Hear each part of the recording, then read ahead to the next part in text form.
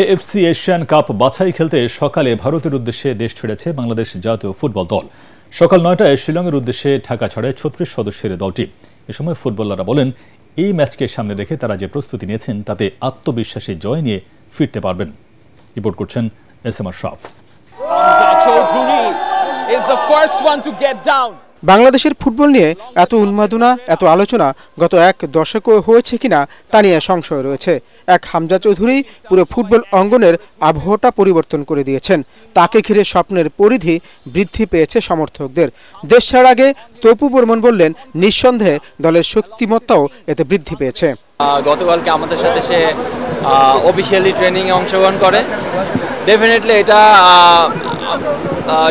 এটা আমাদের জন্য একটা ভালো ব্যাপার এবং ভালো দিক। সে ফিট আছে, আমরাও ফিট আছি। আমার কাছে মনে হয় এটা একটা পজিটিভ ব্যাপার। এখানে অনেক পজিটিভ ব্যাপার। যদিও দুই দলের সাম্প্রতিক লড়াইয়ে কোনো সুখকর স্মৃতি নেই লাল সবুজ দলের প্রতিনিধিদের। তবে ফুটবলাররা বলছেন, সৌদি আরবে যে অনুশীলন ক্যাম্প তারা করেছেন সেখানে যথেষ্ট প্রস্তুতি নেওয়া হয়েছে। সৌদি আরবে খুব ভালো আমাদের একটা প্র্যাকটিস সেশন ছিল।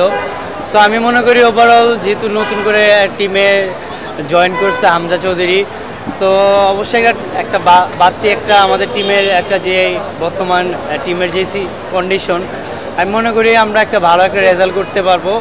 ২৫ মার্চ শিলংয়ের জওহরলাল নেহরু স্টেডিয়ামে সন্ধ্যায় গ্রুপ সির ম্যাচে মুখোমুখি হবে ভারত ও বাংলাদেশ।